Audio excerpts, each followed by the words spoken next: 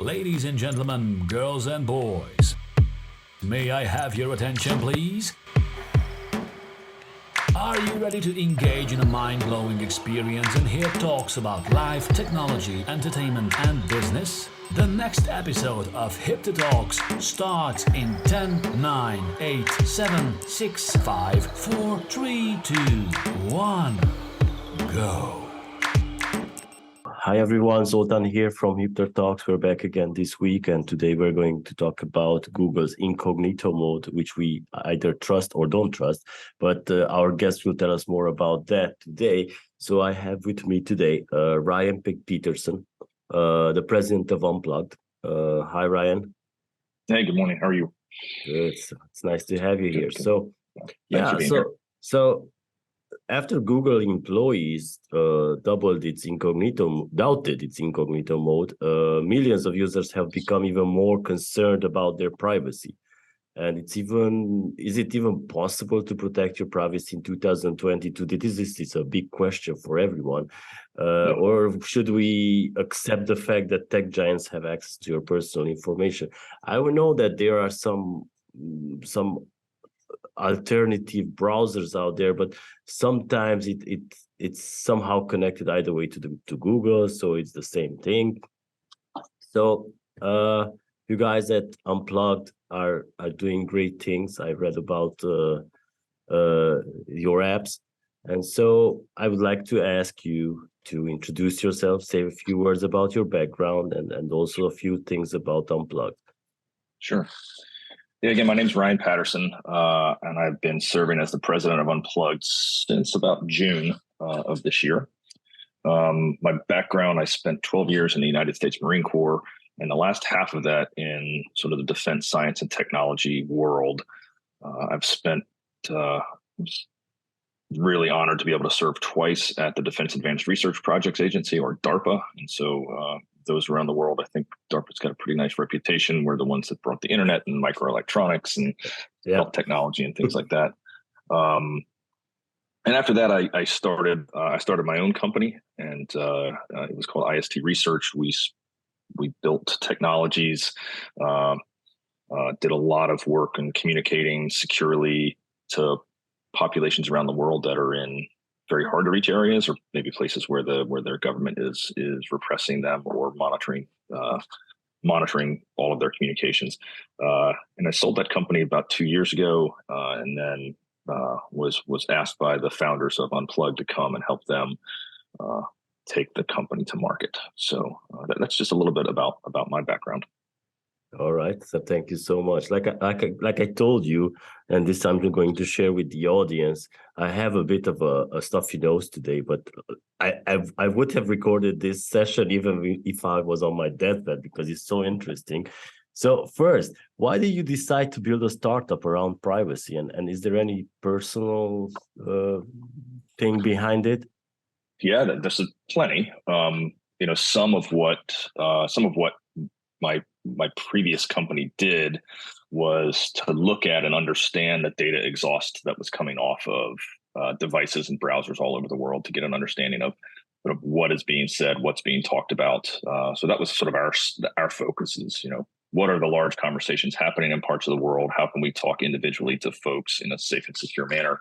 And we started to uncover, the things the vulnerabilities that are simply inherent in the modern tech architecture. And you sort of led this off talking about incognito mode or specific browsers or whatever you want to use, but really the issue is much larger than that. And they're all intertwined from your computer to your tablet to your phone to where you go and what you browse, what you sit on, all of it.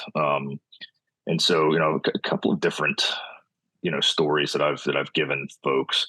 One was myself getting my bank accounts hacked and losing, $40,000 in a day. And it's a very real thing, not very specifically tied to incognito mode or browsers, but it was the fact that the hackers needed one or two other pieces of information about me to then voice verify into my account. Oh, yeah. They wanted to know where I lived, where I had lived before, maybe some other things, where my office address was. And then as we started looking at the in my previous company looking at mobile ad IDs and just how precise they could track you, right? And so the mobile ad ID, if the listeners don't know, this is the unique identifier on your phone that is usually served up from your phone by the apps on your phone to ad exchanges.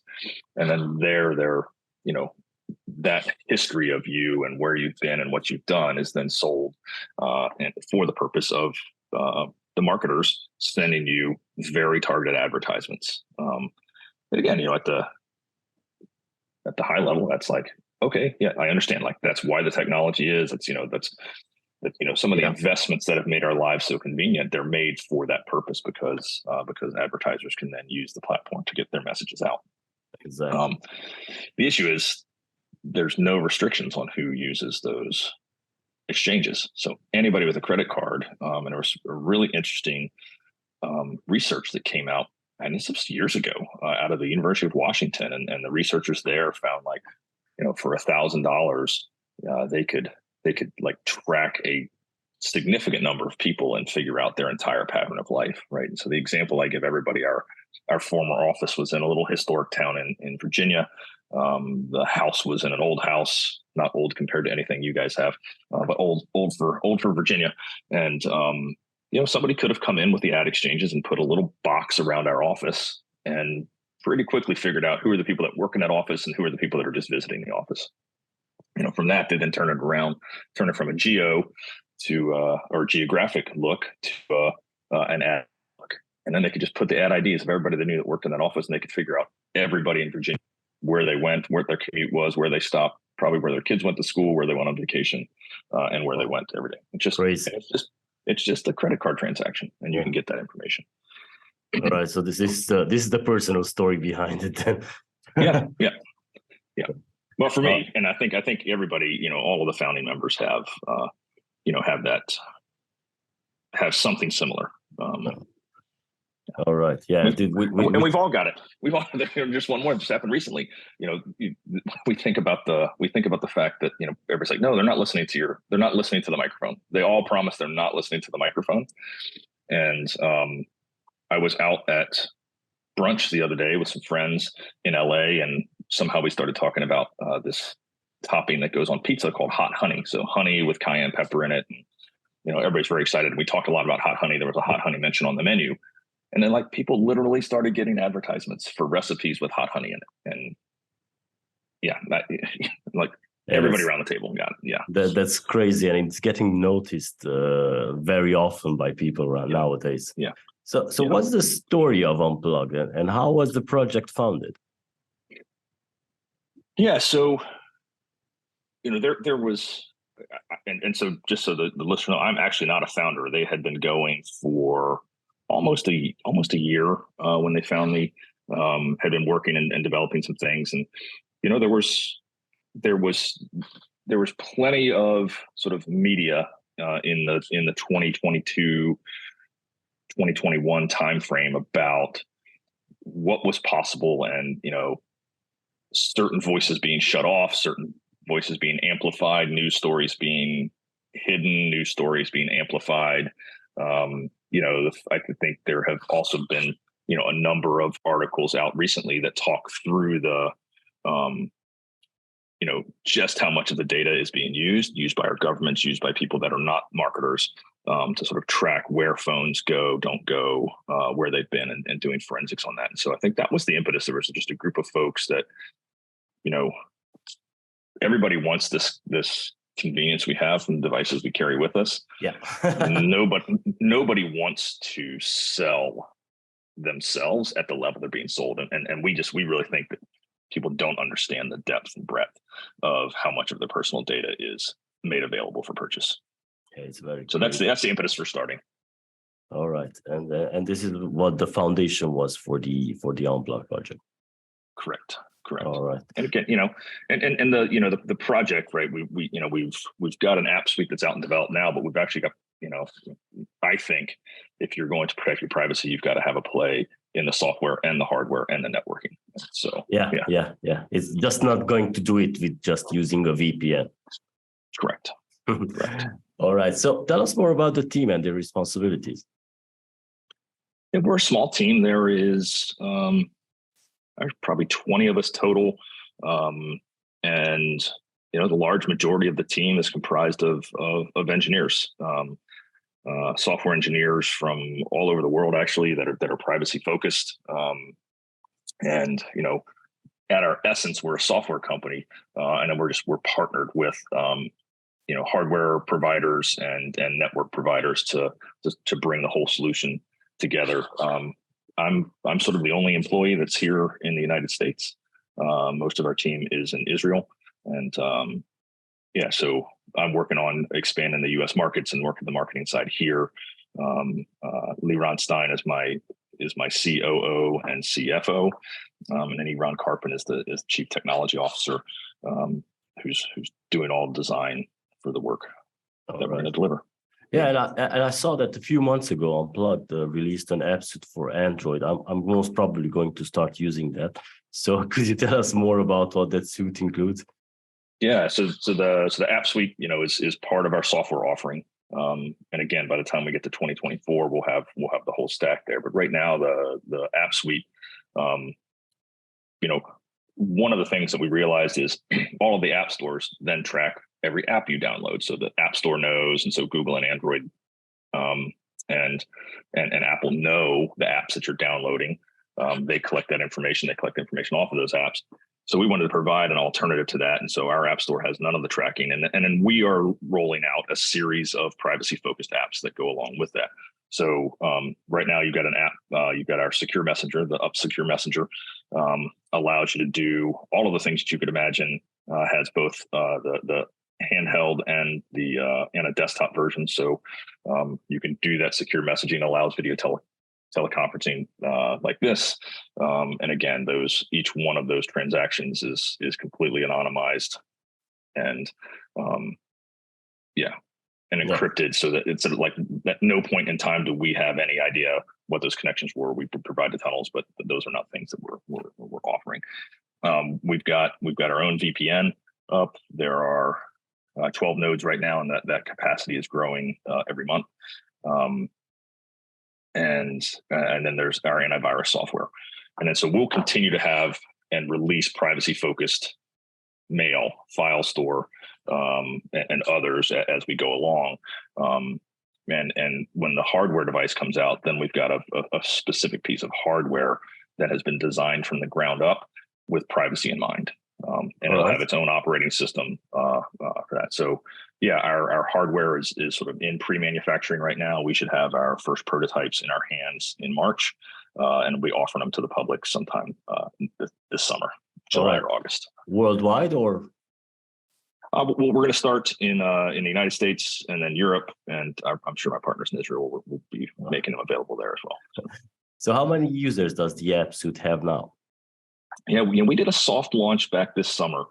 We did sort of one marketing campaign for about 4 weeks, and we ended up with almost 4,000 people downloading the app suite. So yeah, I mean, it was not just our dozen family and friends. We actually got some folks, and our official launch is sort of doing it right now, and we're counting and marking January 1st as the official, like, hey, we're out, and our marketing is going to pick up, and so check back in with us at the beginning of the next quarter, and we'll let you know sort of where it's going. But yeah, we got 3,500 people on it right now and using it on a daily basis.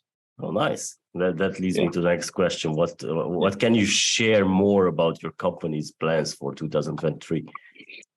Yeah, it's we used this summer and the fall to do that initial launch, get a basis of users, and they knew they were coming in and working with us sort of as first users in the system. So they've been great in providing feedback that's allowed us to make some adjustments and have the hardware or have the software work better and gave us some ideas of sort of next versions.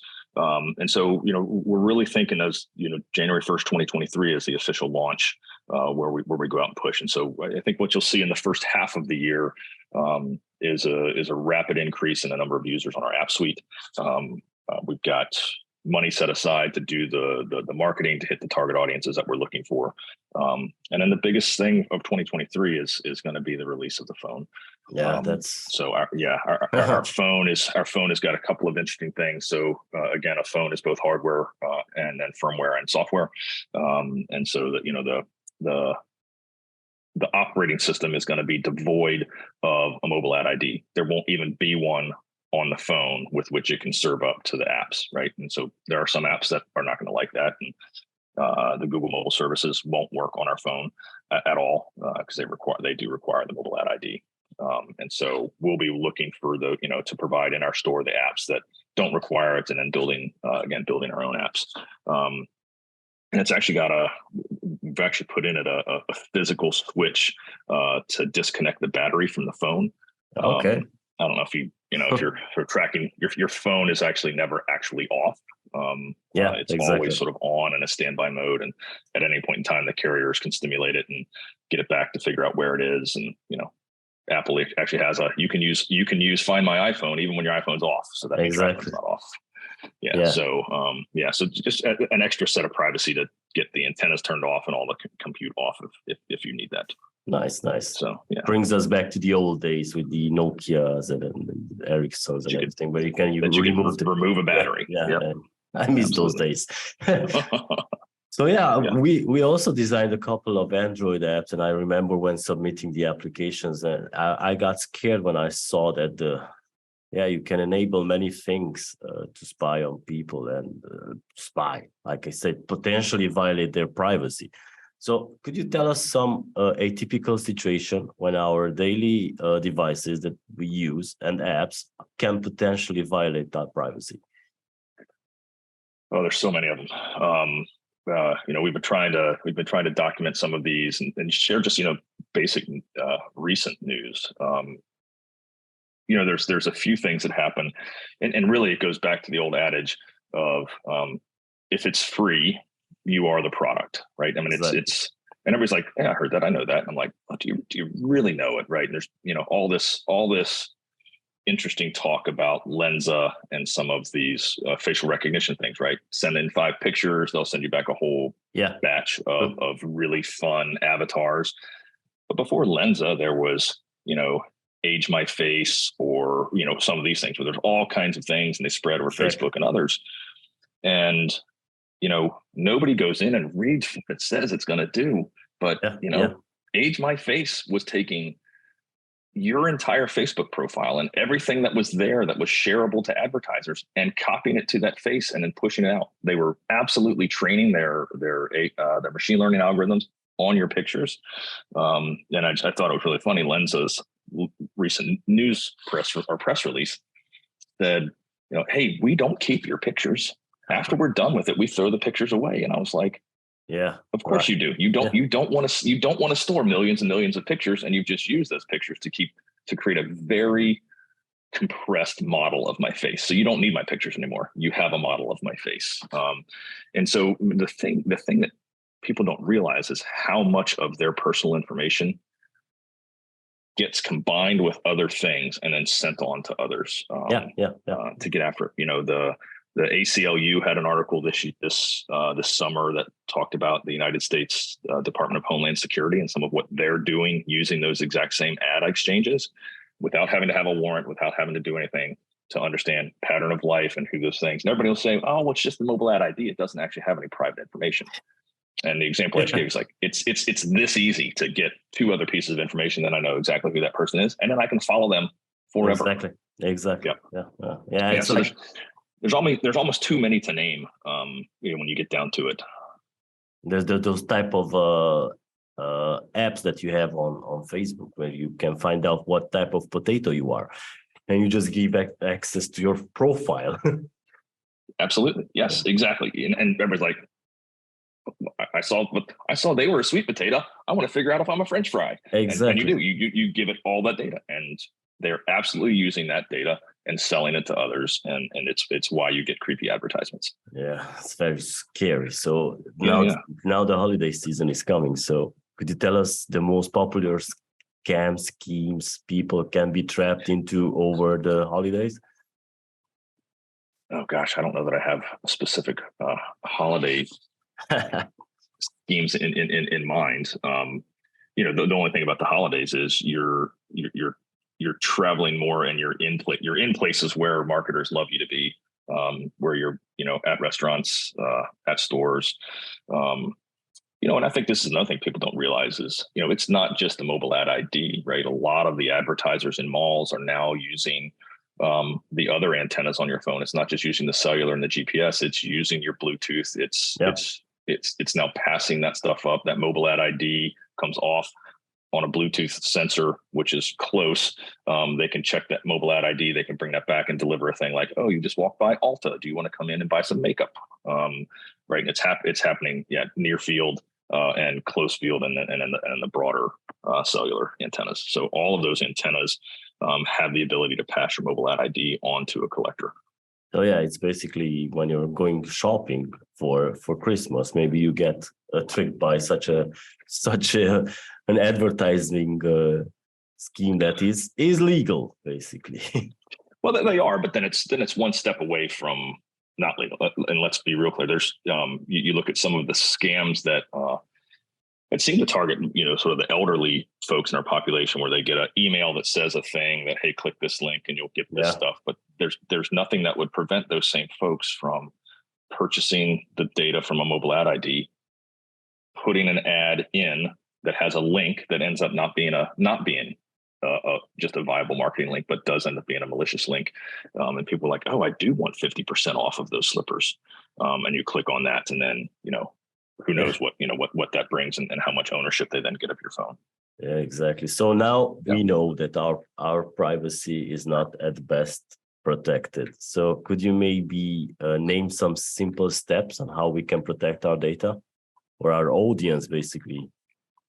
Yeah, there's a ton. One of the things that I tell sort of my friends and family is, like, the first thing I show people is, like, just go to the privacy setting on your phone and look at all of the apps that you are giving up your location to. Like, there is really no reason that my speedometer app needs to know where I am in the world, right? It should just be able to tell, it should be able to figure out through all of the other sensors in the phone. But if it's tracking and keeping that all the time, whether it's on or off, there are some that you're gonna want to have give your GPS up. Waze needs to have your GPS to put you there, but you then also need to realize that Waze is delivering advertisements to you as you go, and you don't need to have, right? You can set that to only work when the app is actually in front of your screen, not just on. But if you're like most people, you have it. It's like only while using the app, and then the app is sort of quiet in the background, but it's still absolutely collecting that data and pushing it up. But I think there's a ton of things that if you look, you're like, yeah, the movie ticket thing, I don't need to let the movie ticket thing know where I am. I'm happy to type in my town's name. Yeah. Or the zip code, the postal code of where I am to find a theater that I want. You don't need to do those things. It does feel convenient, but then realize they're building profiles about you, and they're using that data for their own good, not for your good. The second is different browsers, right? So, we started the conversation off talking about incognito mode.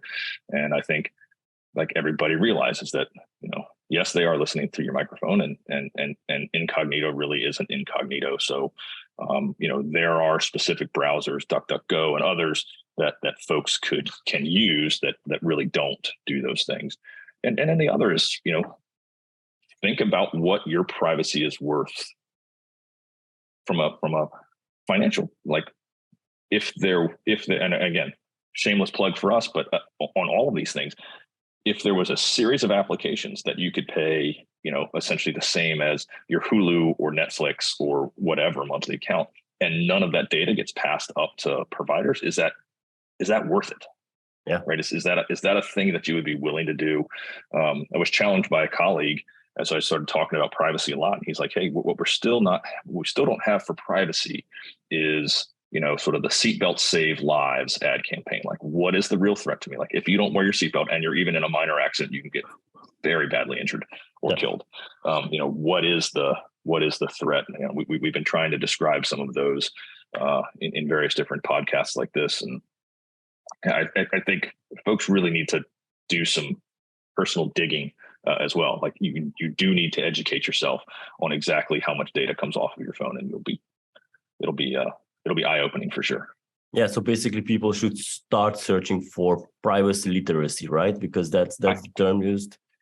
Yeah, I think that's what it's going to require, right? And that's, that's some of our plans for 23 is to help with some of that literacy and get some content out that's simple, right? I mean, that's the thing. Everybody's like the app guys are like, hey, it's all right there in our terms of service, and the terms of service are not clear, right? And just some of that, like what we'll be doing is just some little baseball cards of like, if you download this app, you are going to be giving up this and this and this and this anytime the app is open or all the time it's on your phone, right? So people can get down there, but the data literacy, we've done it. We've gone through the terms of service, and it's like, so are they selling our data or not selling our data? Because the language is very opaque.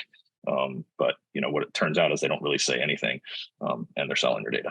Yeah, most of times these terms and conditions are copy pasted, and just the company is edited on several apps and websites. All right, so this has been it. I'm using Brave. Does that work? Or it's surely better than Chrome, right? In terms of things, right? And I think there's lots of offerings that are going to be coming. I think we're going to see. I think we're going to start seeing an uptick in folks that are making plays like this and sort of moving in this space of like, you can stop being free and you can stop being the product, right? So exactly. Again. So stop being the product. Stop being the product. Exactly. This is the main message. All right. So thank you so much, Ryan, for joining us. I hope our listeners learn something and they can now better protect their privacy and their data. I hope they do. So thank you so much. If you like to say any parting words to the audience, go ahead. I just, unplugged.com. You can find out a little bit of data literacy there. We've got plenty there. You download our app suite today and pay attention to that website for when the phones are available. All right. So thank you so much. Thank you everyone for joining, and stay privacy safe. Stay privacy safe. All right. Thanks very much. Thank you for joining. Be sure to check back next week for the next HIPTHER Talks and subscribe on Amazon Music, Overcast, Spotify, Google Podcast, Apple Podcast, iHeartRadio, SoundCloud, Mixcloud, and Pandora.